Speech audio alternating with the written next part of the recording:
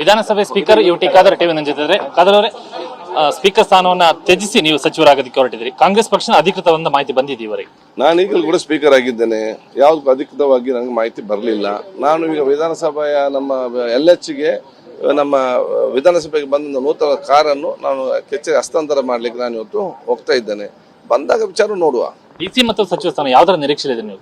ನಾನು ಬಹುಶಃ ಯಾವುದೇ ನಿರೀಕ್ಷೆ ಅಂತಲ್ಲ, ಯಾವುದು ಬಂದರೂ ಬಹುಶಃ ಅದನ್ನು ನಿಭಾಯಿಸುವಂತ ಕೆಲಸ, ಅದು ನನ್ನ ಜವಾಬ್ದಾರಿ. ಪಕ್ಷದ ತತ್ವಸಿಂತ ಒಳಪಟ್ಟು ಪಕ್ಷದ ಆದೇಶವನ್ನು ಪಾಲಿಸ್ತೇನೆ.